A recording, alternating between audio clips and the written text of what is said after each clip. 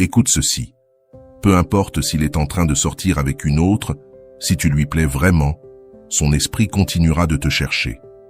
La connexion réelle transcende les circonstances extérieures. Quand quelqu'un a ressenti quelque chose de sincère avec toi, cette empreinte émotionnelle ne s'efface pas facilement. Et il y a quelque chose que tu peux faire, quelque chose de si simple et pourtant si puissant, qui peut le faire revenir vers toi en seulement 3 jours, complètement désespéré. Attention, il ne s'agit pas de manipulation ni de jeu toxique, mais d'éveiller en lui un désir déjà existant, celui de récupérer ce qu'il a un jour eu avec toi. Aujourd'hui, je vais te montrer exactement ce que tu dois faire pendant 3 jours consécutifs pour que son esprit ne puisse plus arrêter de penser à toi.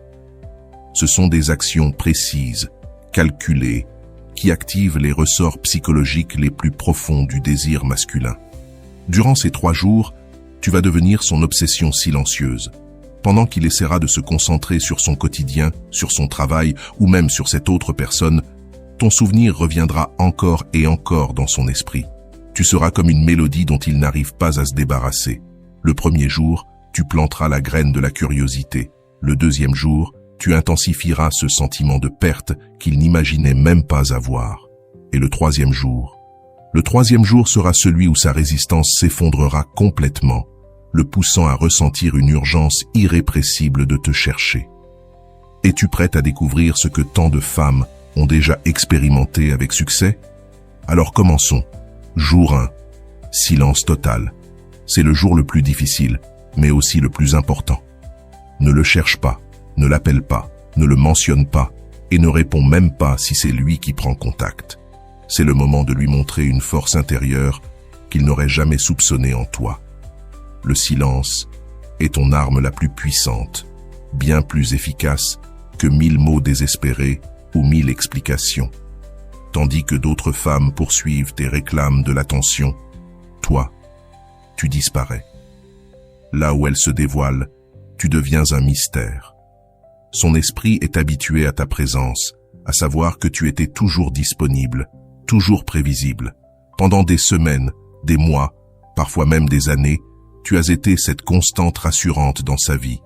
Il pensait que tu étais toujours à portée d'un simple message, toujours prête à répondre. Mais lorsque tu ne seras plus là, lorsqu'il découvrira ton absence à la place habituelle qu'il te réservait dans son quotidien, son cerveau activera un mécanisme puissant, le vide émotionnel. C'est une réaction automatique, presque primitive. Comme lorsqu'on retire un objet de la maison qui a toujours été là, même s'il n'était pas utilisé tous les jours, son absence crée un malaise étrange et dérangeant.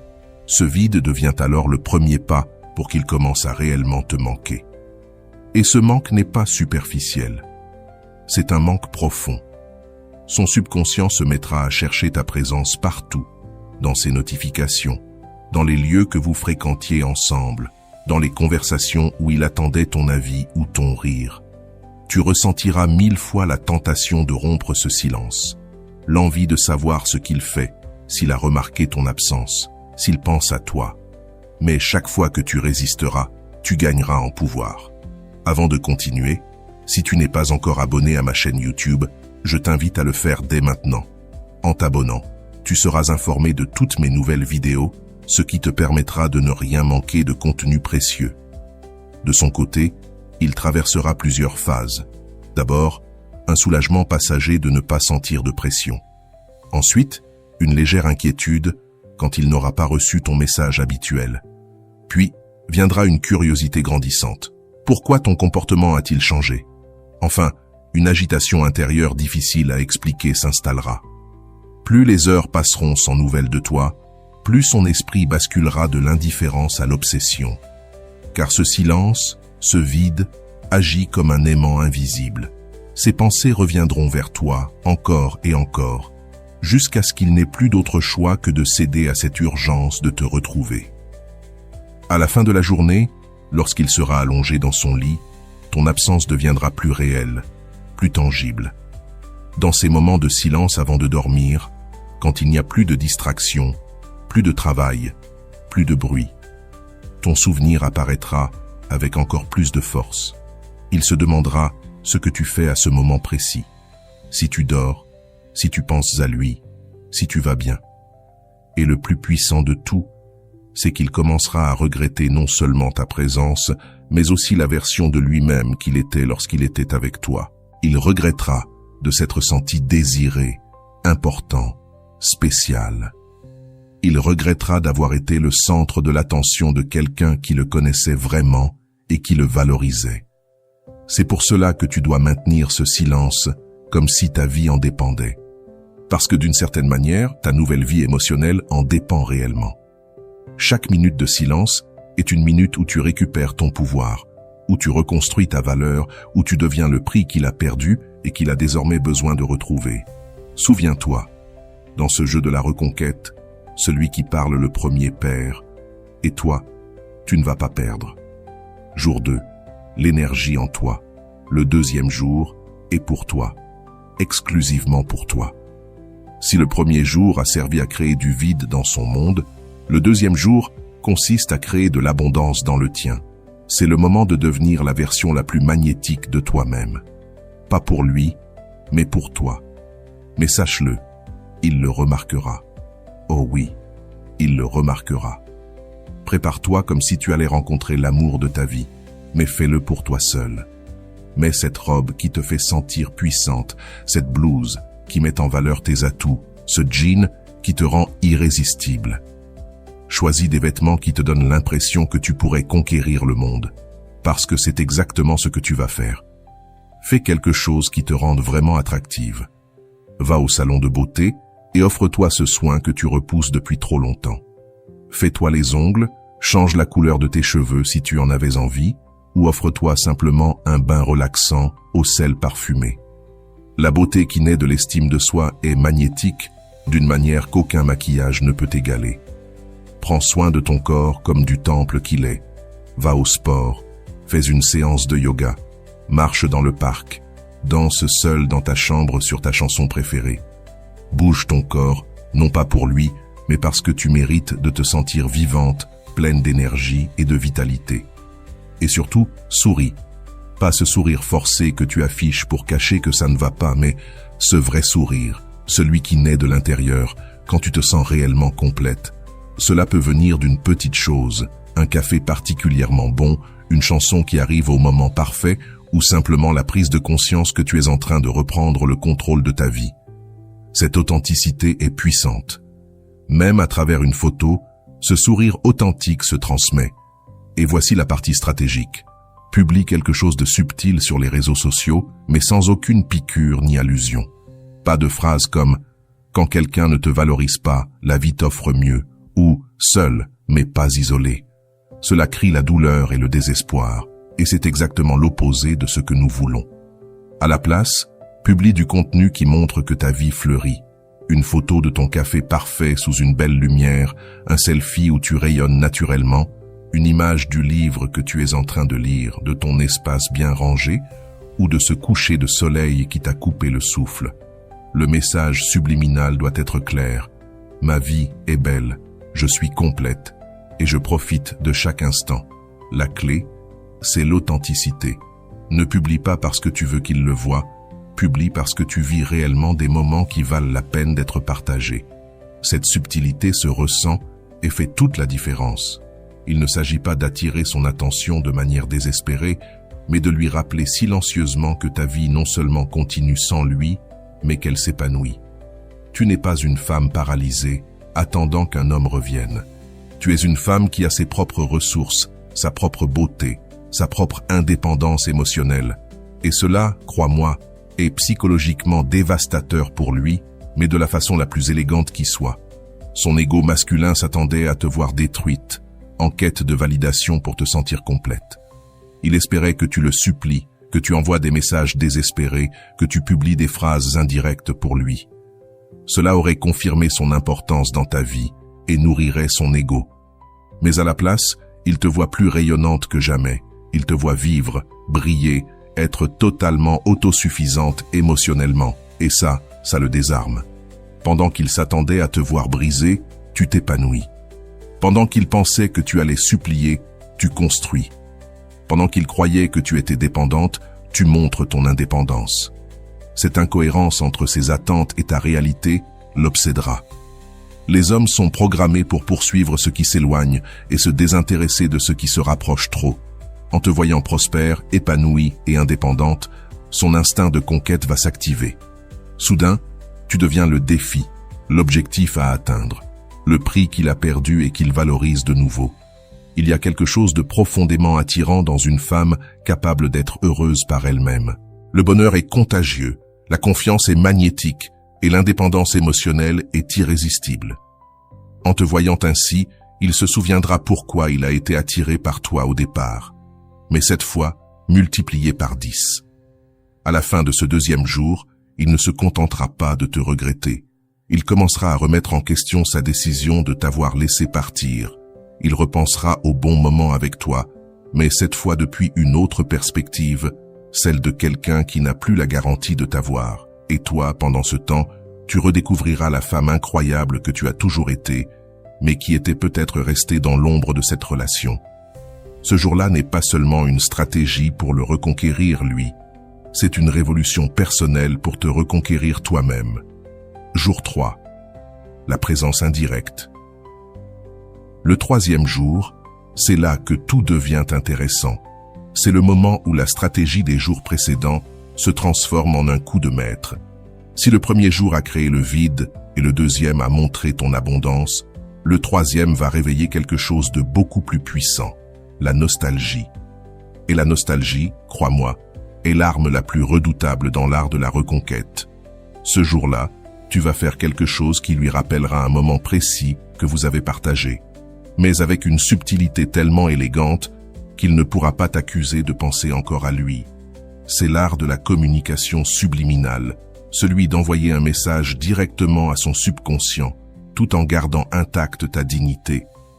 Cela peut être aussi simple qu'utiliser une phrase que tu avais l'habitude de dire quand vous étiez ensemble, une expression particulière qu'il trouvait adorable ou drôle.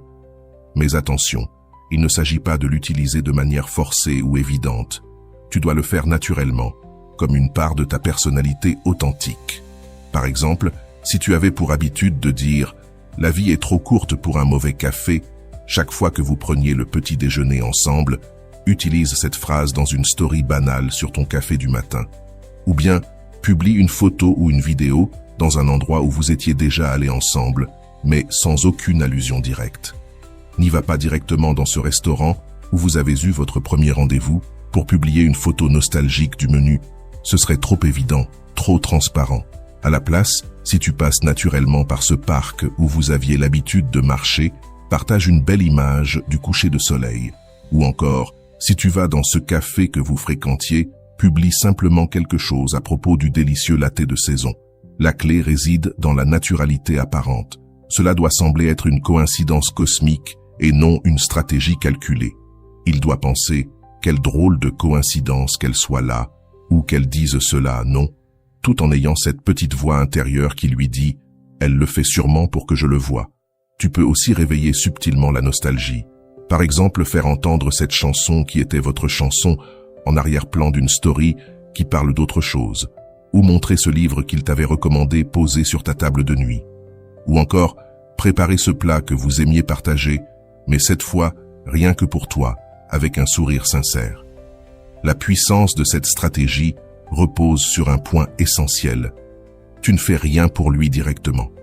Tu ne l'appelles pas, tu ne lui écris pas, tu ne demandes rien. Mais tu actives son subconscient automatiquement. C'est comme planter une graine émotionnelle dans un terrain fertile. Quand il verra ou entendra ces références, son esprit voyagera immédiatement vers ces moments que vous aviez partagés. Et il ne pourra pas t'accuser de manipulation, car techniquement tu n'as rien fait de diriger vers lui.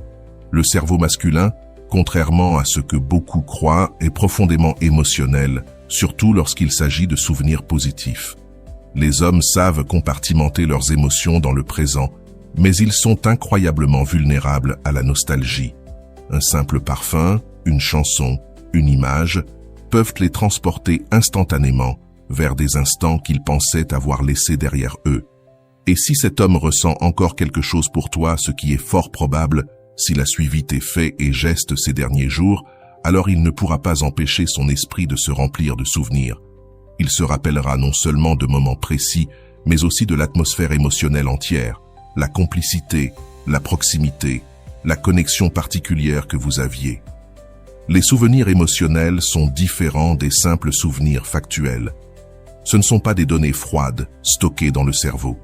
Ce sont des expériences vivantes qui incluent des sensations physiques, des émotions et cette impression indescriptible de maison, de refuge qu'une personne spéciale peut créer dans ta vie.